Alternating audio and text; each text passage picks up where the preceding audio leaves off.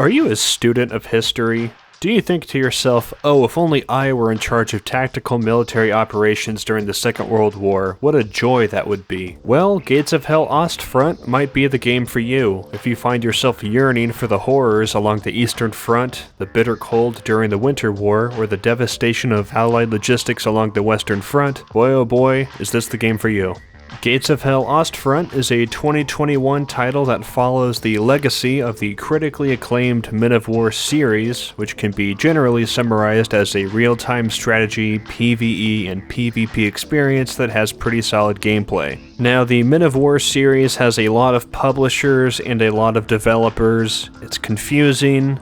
There's spreadsheets, there's flowcharts. I don't really know the backstory of how these games were developed originally and published, but Gates of Hell Ostfront was originally an expansion pack for Call to Arms, which was a modern-day Men of War experience. I never played it, really. I got this footage. It's okay, but not my thing. Before we get too far into it, the base game has the Eastern Front with German and Soviet factions, and there are expansion packs that add Finnish and the US forces as factions that you play as. I'm going to be showing footage from all of these various expansions interchangeably, so keep that in mind that only the German versus Soviet faction is with the base game. But on that note, let's go to the next section. Why is it different from other games that are similar to it? Now you might be asking yourself, oh, what's the big deal? World War II strategy games are dime a dozen, they're all over the place. Why is this one so special? Well, you know how in most real-time strategy games, you just click on the computer guys and tell them what to do? Like in Age of Empires 2, oh man, this archer guy didn't shoot the guy and he died. What an idiot. Fucking morons! I could have done better myself if I was in that position with a bow and arrow. Or Sudden Strike. This is the only other real World War II real-time strategy game I played, so it's like a really dated example. But man, I got smoked because my guy didn't shoot the other guy and he blew up. I would have done better if I was driving that tank in real life. Well, in Gates of Hell, you can actually take direct control of units. This basically takes a decent real-time strategy game and blends it with a mediocre Xbox 360 era third-person shooter and a clunky War Thunder-esque mobile game clone, and the juice at the end of that blend is delicious. That's what really sells the game for me, and at first you hate it. It's pretty jank, there's a whole bunch of controls, the people and vehicles do weird-ass shit sometimes. But you start to learn, you adapt, you take your time, and eventually you start blowing up enemies with exquisitely placed artillery shots, then you take the initiative and win the game. The sheer amount of mechanics that can be used in moment-to-moment gameplay is what makes this game so much fun. Are you pinned down under enemy fire? Do you need to attack a fortified enemy position? Well, you can throw some smoke grenades to buy some time and gain some concealment, or you can use some smoke rounds with a nearby mortar, or you can use some huge smoke shells with artillery. Oh no!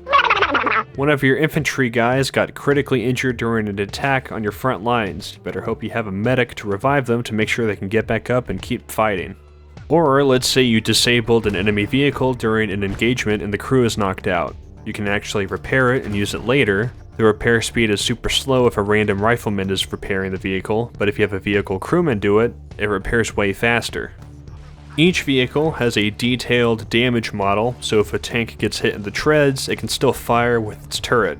If its turret gets hit, it can fall back for repairs. Larger vehicles also tend to have explosive charges inside their inventories, so you can completely destroy them if you don't want an enemy using it.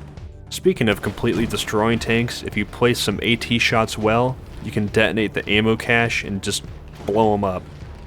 Is there a tank behind that wall, or behind a hay bale? Do you see it but your AI units don't?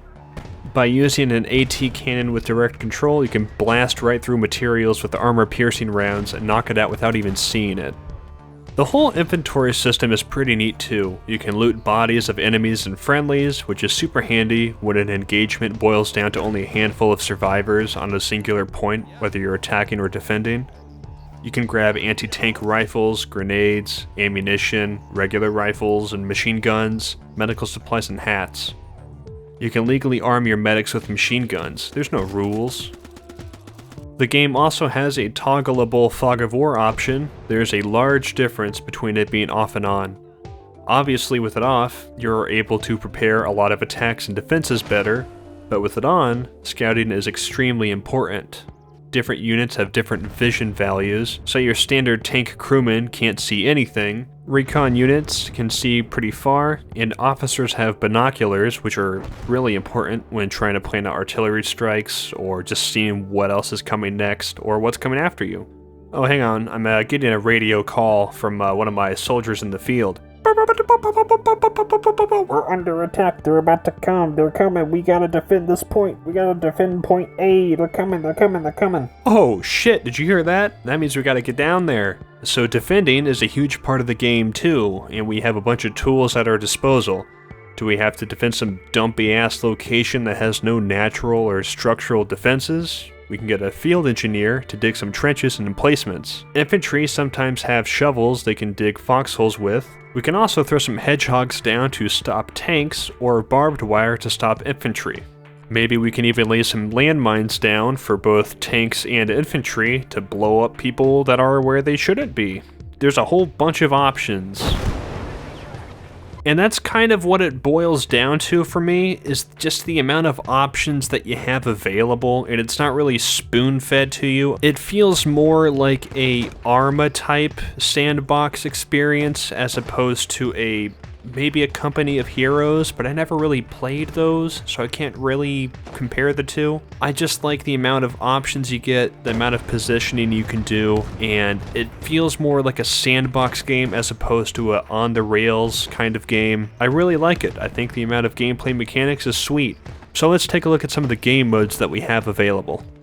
The game has PvE and PvP game modes. I'm gonna be honest, I don't really play the PvP modes. I don't understand them. There's different points and units you spawn in. Sometimes you get them, sometimes you don't. The values go up and down, like it's the stock market. You shoot the guys, take objectives, you win some, you lose some. I'm sure there's a guide somewhere, but I don't really care, honestly. It's not really my thing. The developers added a game mode recently called Last Stand, which is based on the multiplayer game mechanics. You can do it with AI teammates or other players and defend a single point while the enemies attack that point. It's pretty fun, and I'm glad they are adding some free content to the base game. I think that's really neat. It's really sweet. Thank you, Barbed Wire Studios. Now the PvE modes are my bread and butter. These can be boiled down to 3 different categories. I'll call them story missions, skirmishes, and the dynamic conquest.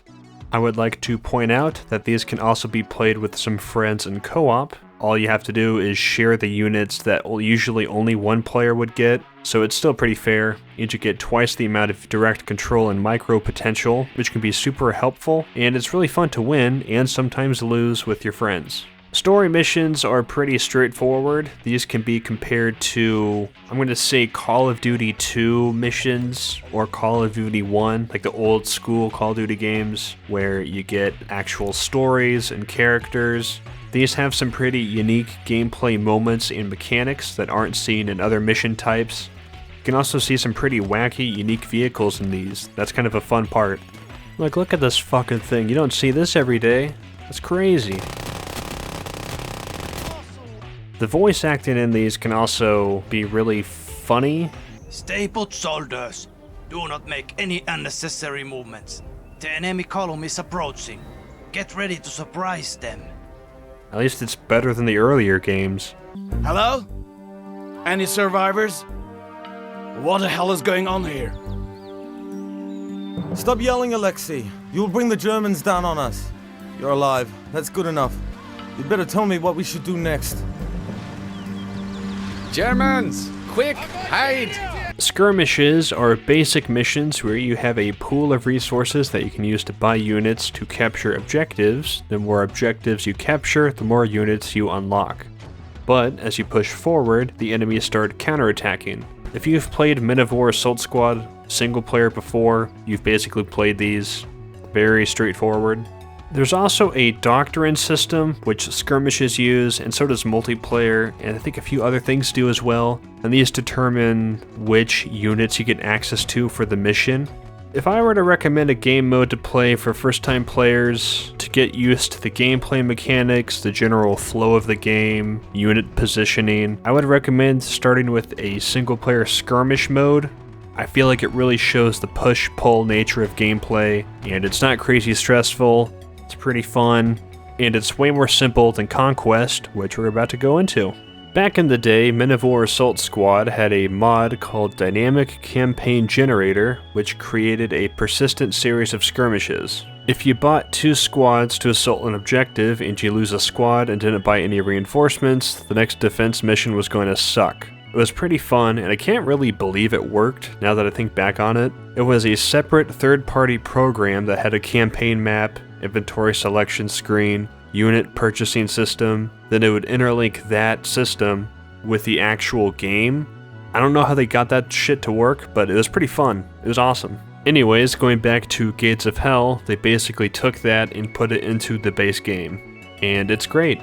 It creates a huge sense of tension, especially because you can't save during the round in the game mode. No save scumming here. It's all fun in games until a bomb blows up 20 of your guys. The Conquest mode at the time of this video has 2 mission types, attack and defense. Attacking entails assaulting control points. If you capture them before the enemy's points reach their cap, you win the mission. Defending is the opposite, where if the enemy captures the points before you reach the cap, you lose. What separates this from regular multiplayer matches or skirmishes is the campaign menu.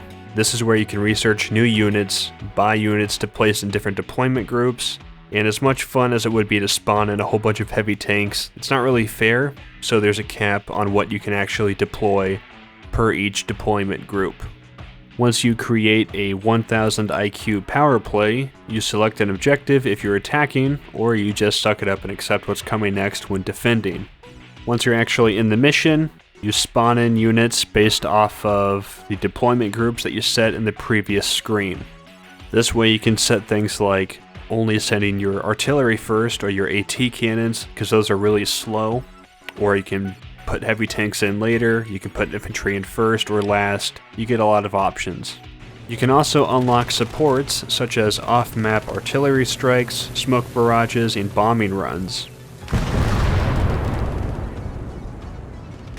As the commander, you need to balance a whole bunch of different aspects of your unit roster. High-leveled infantry can be super handy unless the enemy position has machine gun emplacements. Tanks are super helpful too, but they can be sitting ducks in close quarters encounters with infantry, or when AT cannons are in the area.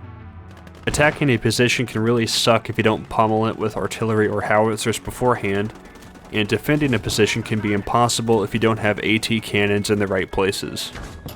You get this whole chess game-esque experience when you're trying to balance attacking, falling back, using smoke to cover your advance or your defense. When an enemy tank rolls up, you gotta be ready. When an APC rolls up, you gotta be ready. Or maybe they won't roll up, but which side will they come from? You have this whole mind game going on, and it really works well with how many options you have to either attack or defend. Gates of Hell, as the name implies, is also pretty intense. World War II is probably the most fucked up thing that ever happened in the history of everything, and this game really does put you in the place of the battle.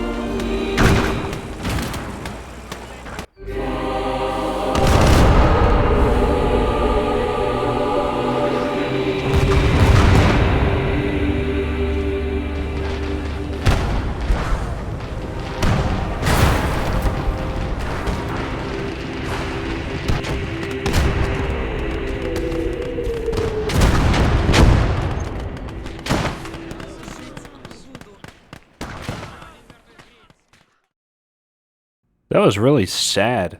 But hey, you know, mods are fun, right? Like previous Men of War games, there is Steam Workshop support. There are mods that add different factions from World War II. There are mods that add Cold War units. There's gameplay improvement mods, and, you know, just usual small gameplay change stuff. I don't use mods too often, but one I've dabbled with is the Conquest Enhanced mod. If you hate having fun and having a fair single-player dynamic experience, this is the one to pick. It makes it so much more difficult. It throws a whole bunch of enemies at you, and there can be surprise attacks in the Conquest mode. It makes the game suck and really hard, and it's really fun at the same time because it's so much more difficult than the base game. Modding can add quite a bit of jank though, on top of the jank that is already present in the game. When the base game updates and a mod creator does not update their mod, there's a resource desync issue where the version is not up to date, so you can't actually enable it. That can cause an issue with save games and stuff like that, but it works the majority of the time. You just gotta poke at it a little bit. I feel like you would know if this game is for you based on this video. It's a good deal of fun, and it has the same feeling of playing with toy soldiers when you're a kid. Your tiny little computer people are counting on you not to send them directly into a howitzer, or mines, or machine gun fire, or heavy tanks, or any other horrible thing that can happen to them in the Second World War. So check it out. Or don't. I don't really care. I just wanted to point this game out. It's really fun. I enjoy it. And so thanks for watching, and I will see you next time.